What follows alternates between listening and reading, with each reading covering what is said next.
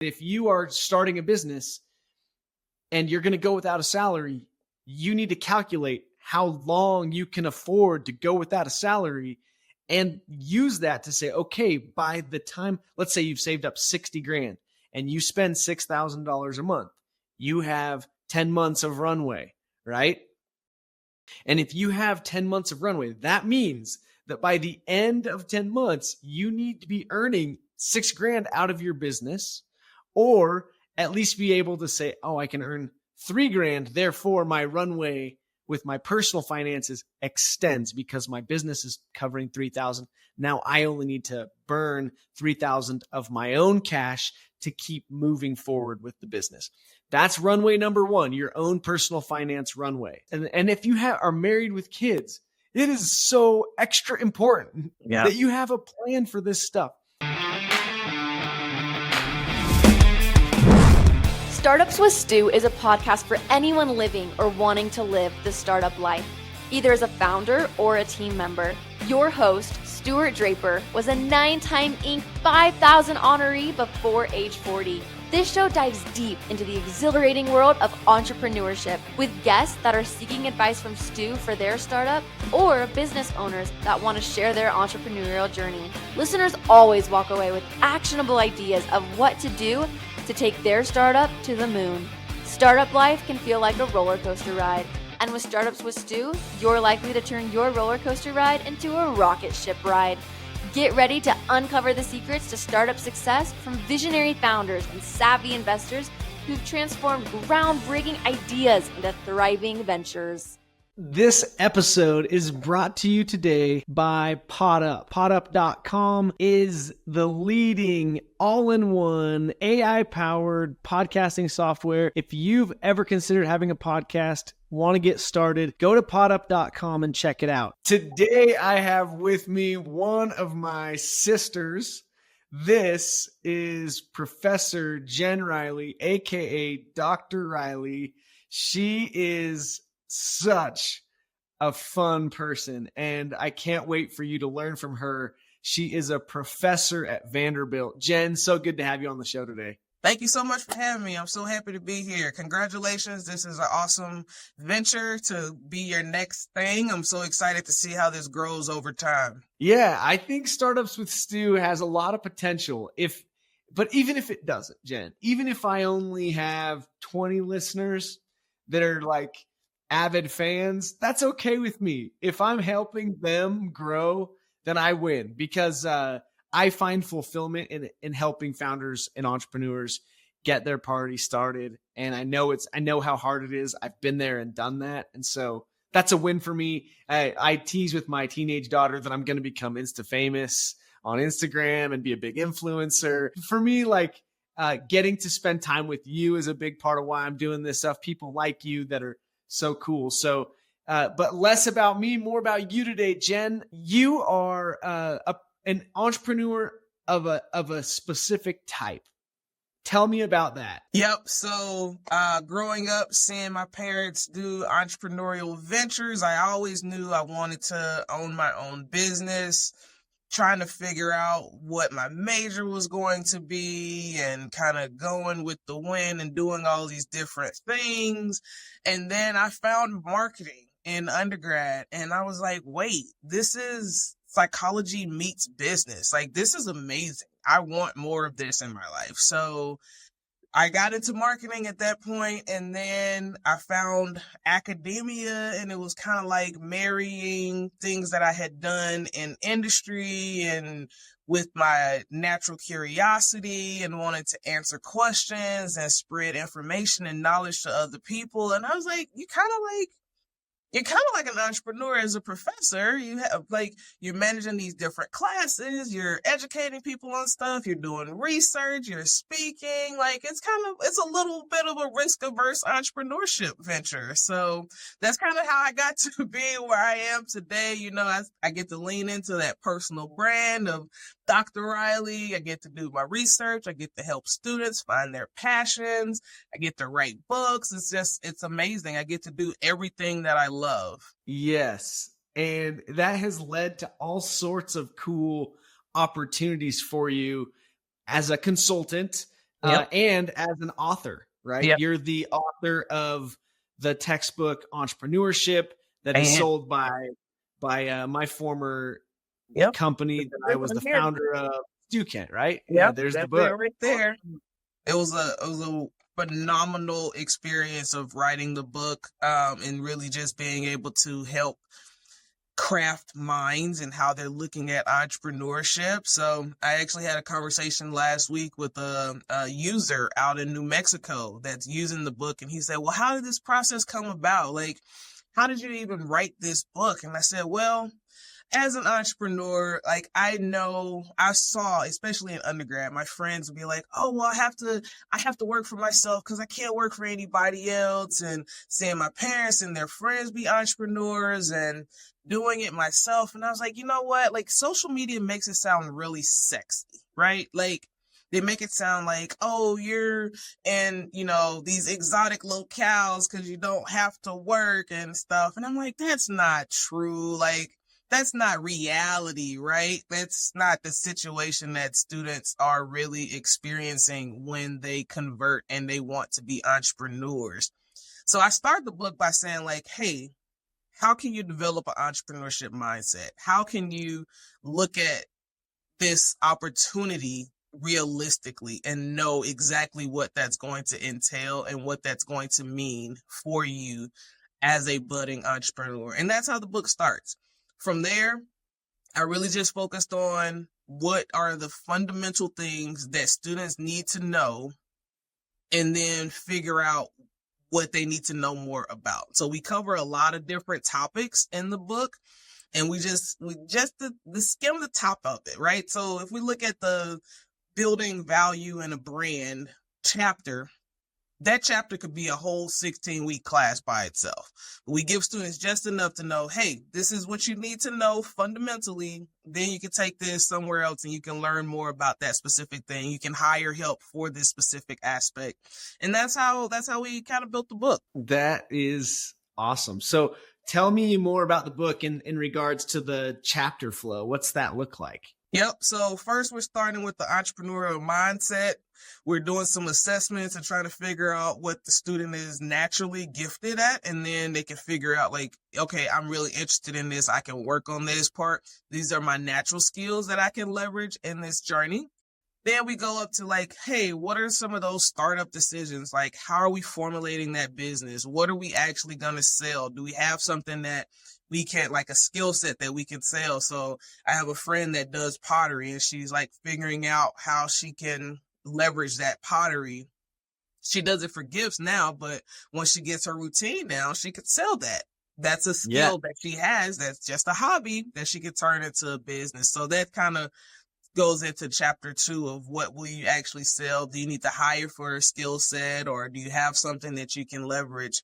Then we kind of go into the building of a brand, a little bit of the sexy stuff, right? Like the colors and the logo, the things that get people kind of excited that people always want to dive into for entrepreneurship first. And it's like, wait, not yet. So that's chapter 3. Then we go into like the legitimization of your business, like protecting your intellectual property and making sure that you have the legal side all together so that you don't get taken advantage of or somebody doesn't steal your intellectual property. You're protecting the business that you're growing so hard. And then you go into how are we building value for the brand? Things like your customer discovery and interactions with customers and how that's going to look for the business as a whole, like something as simple as a return policy, right? Obviously, as an entrepreneur, you don't want anybody returning things, but sometimes you have to have that happen, and knowing to have these policies in place and things that you want to do to safeguard the business and think about the customer interactions before you get them is really pivotal. Next, we move into marketing and sales, one of my passion areas of how we're actually going to communicate the value of our brand with our target audience. And then we go into how we're managing that brand and that business because people need the fundamentals to know, okay, these are all the things that are not my skill set, right?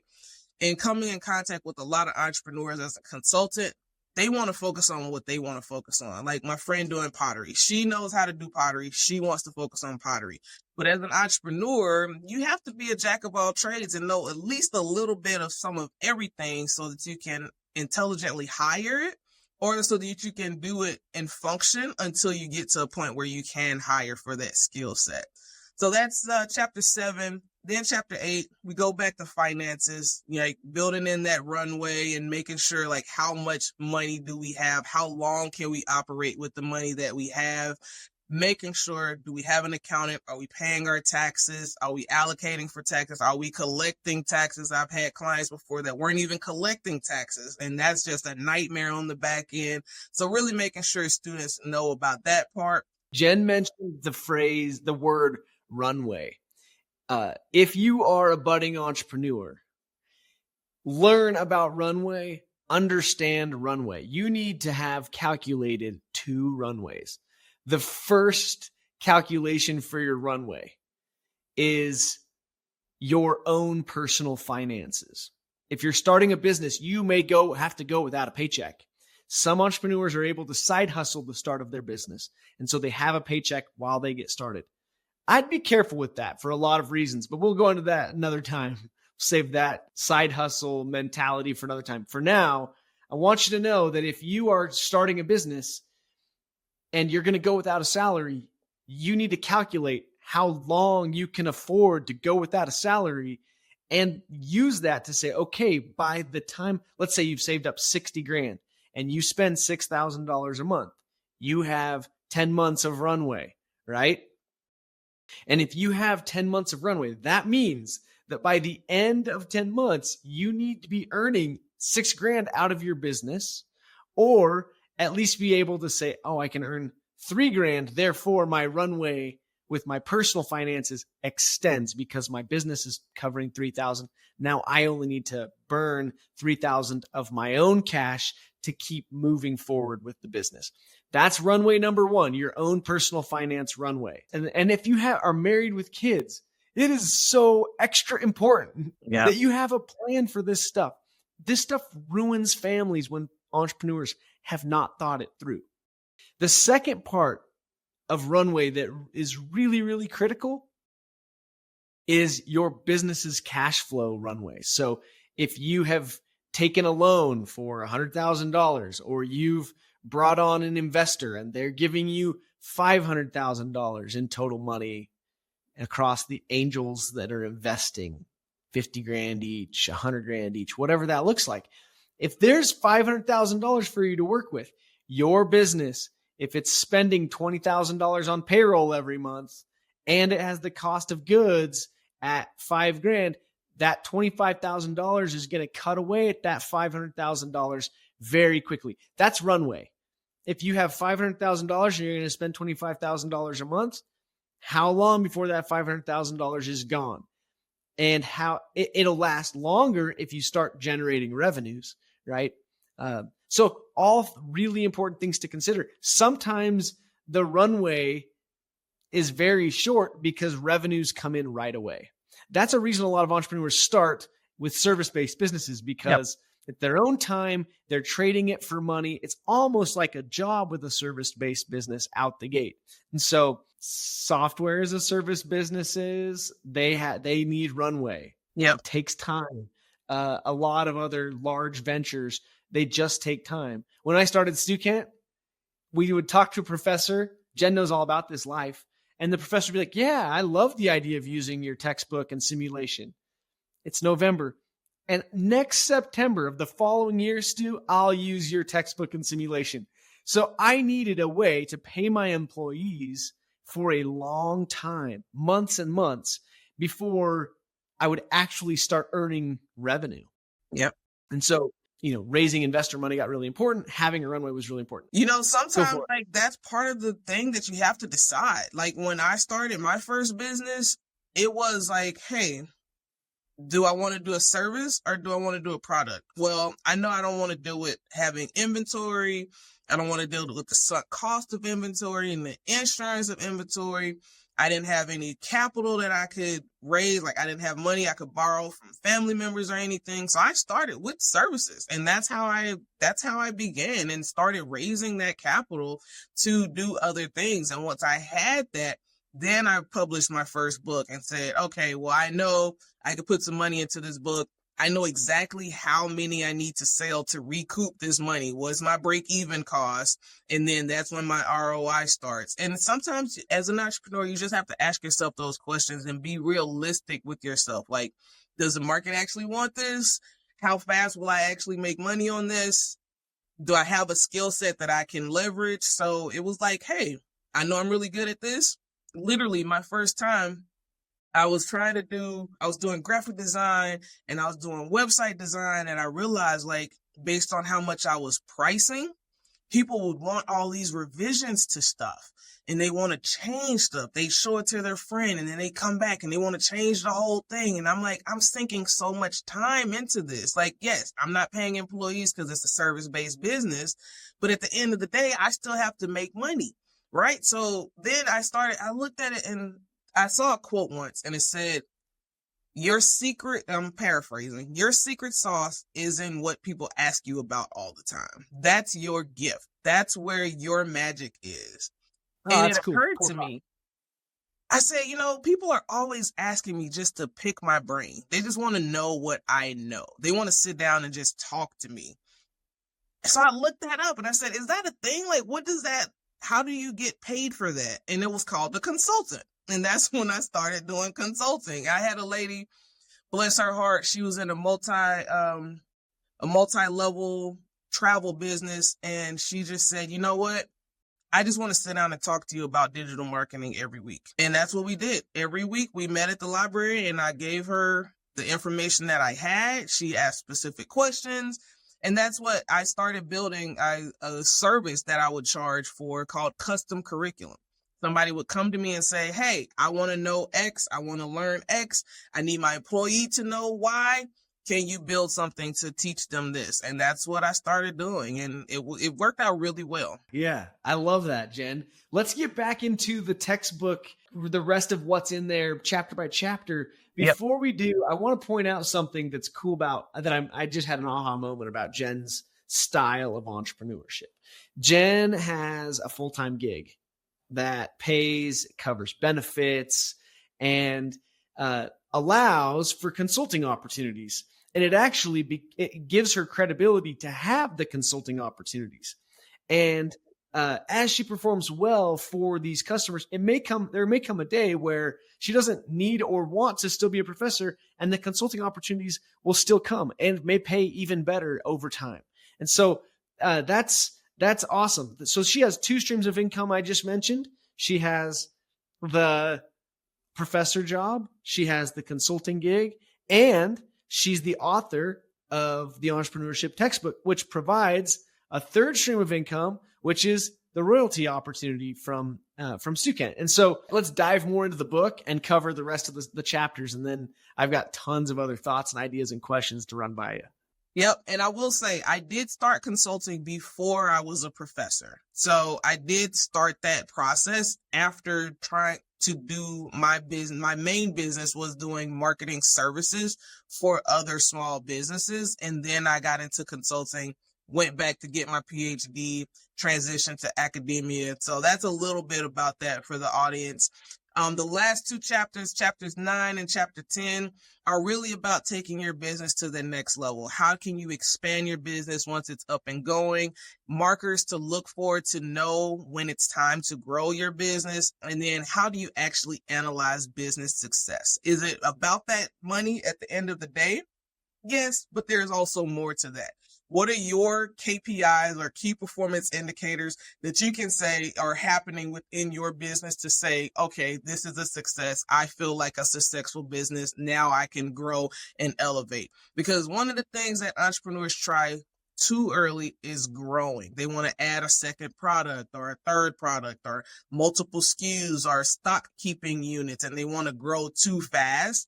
And they end up inventory heavy, or they have all their active cash sunk into inventory or into aspects of the business, and they don't have the demand from customers to keep up with that. So that's the chapters 9 and chapter 10 to round us out there. I love those chapters. Nail it before you scale it kind of mentality.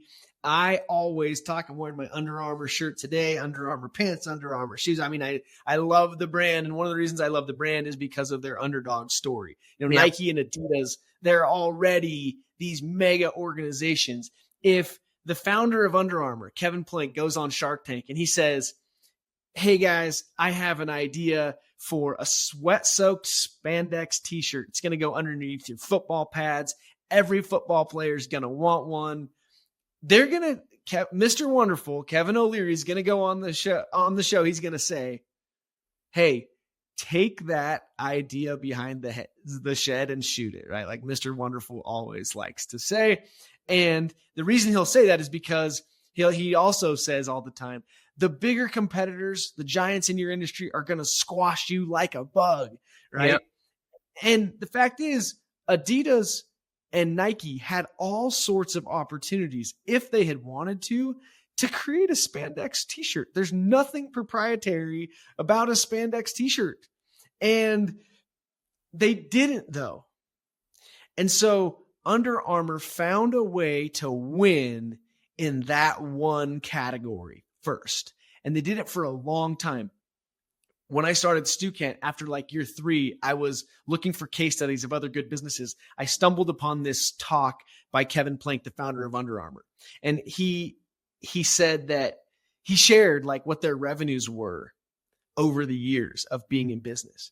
And for the first 5 years that Under Armour was in business, they made less money than StuKent made in our first 5 years. And so I used that as a great way to give my team vision. It was like, look, every year, these first 5 years we've been in business at StuKent, we've been earning more money than Under Armour did in their first 5 years. We're outpacing the growth of a company like Under Armour. It's a household global brand. Like they're not Nike, they're not Adidas, but look at what they've done. They're a $5 billion annual sales kind of business. They're publicly traded. And out of Little Rexburg, Idaho, StuKent's doing this thing. And the reason I rant and share this little story here is because they focused first on winning one category and doing it really, really well. And they did it under the radar. Nike and Adidas went, who cares if they make money off of spandex t-shirts? That doesn't matter to us. Like Kevin O'Leary would say, that's nothing burger, right? Like it's just not a big deal to them. They didn't care. And so that allowed Under Armour to then grow and expand when they already had a raving fan base of football players and hockey players that loved the undershirts, the baseball players that loved the undershirts. And then they could go, hey, want our shoes too? When you go golfing, do you want our golf belt, our golf shoes, our golf shirts, golf everything? Yep. And they were able to do that only because they first won in one specific category, and they won well. They didn't win a little bit. They became the leader. It was in one small category. And by the way, what's so fun about the StuKent story that I'm still watching unfold as a board member now, Jen, is we started as just the company that helped digital marketing professors with just a simulation and textbook. We did those two things really well.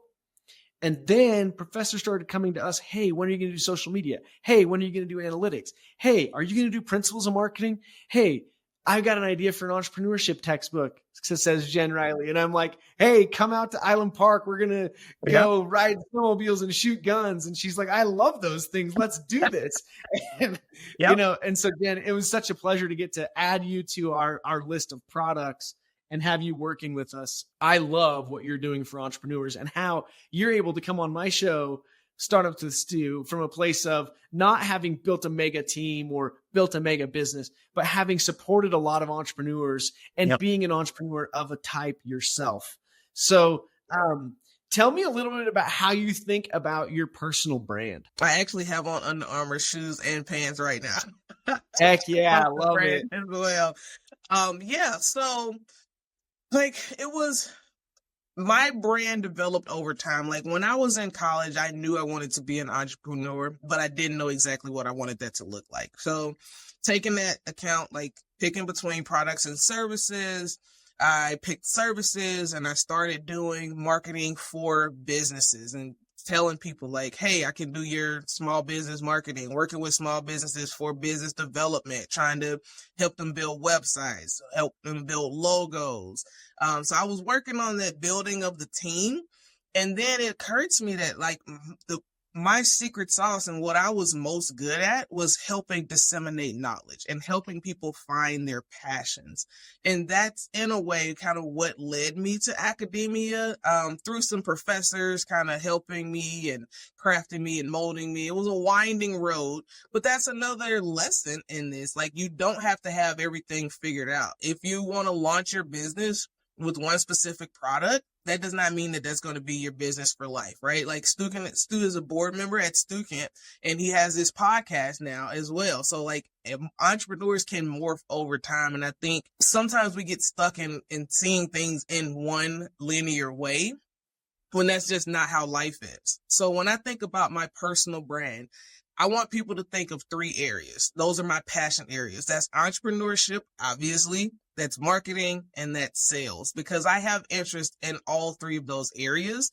And I think they all connect, and you see that they connect, right? If you have the best business in the world, but nobody knows about it, is that really a business? Nope. You need marketing, right? If you have the best marketing and advertisements ever, but you don't have anybody to sell your products or services to your target customer, is that really a business? Nope. You need sales. So they go hand in hand. And I just try to make sure that I am spreading information that people can use. Albert Einstein said, try not to be a person of value, or try not to be a person of success, but be a person of value. And I take that to heart. Like every single interaction that I have with another human being, I'm trying to figure out how I can add value to their lives. Even if it's just walking down the hall into my office today, seeing the custodian work hard, changing the trash bags. I'm like, hey, how are you doing? Like, how was your day? How's everything going? You know, making sure to make that personal connection. Because in this world that we have all these digital stuff, like that might be his only human connection for the day. And just making sure that he knows somebody else sees him is really important to me. So that's what leads my brand at the end of the day. Okay. Taking a quick break from the episode. Sorry to interrupt, but I have to take a second and thank the great team at Pod Allies that helps me produce this podcast. Startups with Stu is not an easy undertaking. It takes a lot of work and team power to get this thing done. So the team I use for my podcast, podallies.com, go check them out if you are considering a podcast. If you've thought you have a dream for a show and you want to go make it happen, go to podallies.com and book a strategy call today. I promise you won't regret it. I was 8 episodes published. I was on, I think, my 12th recording with a guest. And that guest was like, hey, I think I'd like to do a podcast. And I introduced him to the Pod Allies team. He's entirely satisfied with the work they're doing for him. That's the beauty of podcasting, right? Like I'm not out there day in and day out selling podcasting services. I invested in podup.com, the parent company of Pod Allies, and it's been a joy to work with them, but I didn't have to go and sell this $36,000 deal that came from just having a guest on my show. I think one thing that people don't understand with a podcast is there's more value to be had than just likes, listens, shares, follows, etc. subscribers. You're going to get more than that with a podcast. And one of the greatest benefits is the networking that you can do through your show, getting guests on the show. Speaking of the show or shows, let's get back to Startups with Stu in this episode. Forgive my interruption, but if you're interested, go check out podallies.com. As you have made investments in your personal brand, what has that done for you? Oh, I mean, I get opportunities that I don't even know are happening. Like being in academia has really made me travel around the entire nation as of right now, and soon it'll be international for my academic pursuits. But I remember the first day that my first book sold internationally. I got a report from Amazon that I had sales in London, in the UK, in Australia. And I was like, oh my God, I'm an international selling author. Like, that's amazing. Like, no, it was not 500 copies, but somebody overseas saw my stuff and they wanted to read my thoughts on the topic. And that was just absolutely amazing to me. So Wow. sometimes, imposter syndrome is a thing, especially in entrepreneurship, because you have those rough days, right? Like the days that people are not showing villas in Cabo on their Instagram, right? Those days that you're alone, that you're feeling dark, the sales didn't come in like you thought they would, the quarter's ending and you're trying to make ends meet. But then you have those awesome days where you're like, I know this and I know this really well, and I can help somebody else with this. And I think letting that lead all of my interactions and being able to be that consistent voice that is spreading information about a specific topic, kind of like you said at the start of the podcast, dude, like I want to help somebody. As long as I help somebody, I'm good. And just being able, like, people see that and then they give you opportunities, or they reach out to you for help, or they ask you questions. And then that's your kind of good deed for the day. That's the connection that you're building. So it doesn't always have to be immediate, but I definitely have seen new opportunities come as a result of building a personal brand. Like people will say, like, I know you're really good at this, or they'll tag me in a LinkedIn post because they're saying like somebody's looking for an X, and they're like, oh, well, Jen Riley does that. Like, contact her. Or I get an email from students like, hey, I need this, or I'm trying to do this. And I'm like, oh, I know somebody that does it. I can connect you. I can connect you here. So just being a connector of people and helping them get their opportunities, and then people reaching out to me because they know my work ethic. They know the experience that I have and the vast variety of it that I can bring to any situation. The way you've lived, the way you've always looked to add value, one experience I've seen of this and witnessed from your career is the opportunity to be an MC for Stu Kent's ProfCon, right? Like that got you in front of every marketing professor and business professor that was there in attendance for a couple of days, and maybe 3 days even. I guess it's 2 days of show and 1 day of play. And the value that comes from that now down the road, it's just never known for sure. Yep. So my advice to entrepreneurs is always be working on your personal brand. And it doesn't have to be from a place of like, oh, I'm posting these dance videos on TikTok. That's what's going to build my personal brand. It doesn't have to be like that. It can be just in how you're living. Yep. And then in Jen's case, she's throwing on a polo that says, I'm Dr. Riley, and owning that. And that leads to an even stronger brand. So super cool. I commend you for that. What has been the biggest struggle for the entrepreneurs that you've consulted with? Resources, right? When we look at resources, everybody automatically thinks money. That's not always the case. Yes, money is part of that, but resources of time, resources of money, resources of knowledge are really where entrepreneurs struggle. They are good at something. That's why they're an entrepreneur. That's why they want to take that kind of control of their lives, but they might not have the knowledge base. So trying to educate them on something like the custom curriculum that I was building for entrepreneurs to say, like, it was the Krav Maga studio in Gwinnett County and outside of Atlanta. And they were like, hey, we know this Google ads is a thing. Like, we're trying to get some new traffic. Like, can you help us? We're trying to figure this out where it's not successful thus far. Like, we need somebody who actually knows this skill set to come in and help us with this. So doing that and helping them, educating their team to say, hey, like, your budget is not where you can pay me to do it full time, but I can train your people so they can do it. Right. Resources in a sense of like time. I have a lot of entrepreneurs to say like, oh, I know social media is important, but I just don't have the time to do it. So trying to figure out ways that they can still leverage those platforms without that enormous budget or having a whole lot of time to do it. Like, hey, at the end of the day, after you have dinner, you put your kids to sleep, just dedicate 15 minutes to interacting with people on social media. Choose one platform. Don't try to be on all of them. Don't try to be everything to everyone. Just 15 minutes of engagement and you will see a difference. And that it's helped, and being able to help and contribute to solopreneurs, small businesses, entrepreneurs has been so meaningful to me. Yes, I love that advice of dedicating 15 minutes. If you don't have time, put it on your calendar and literally block off a short window of time. What I find the struggle for me is once you start interacting, Yeah. then you want to come back to see how people are responding. Yeah. And it does get a little more time consuming. But if you dedicate a certain window of time and say, okay, I'm here for this time. Tomorrow at this time, I'm going to check back in and then I'll reply. That works. And you have to decide what the balance is.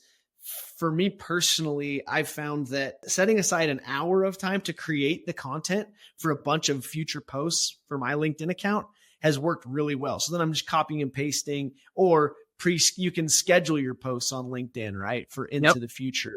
And so I recommend that you take time and set time aside to pre-create a bunch of content and then decide when the right timing is to post each piece. Jen, I can't help but go, okay, so time, like we all get the same amount of it, right?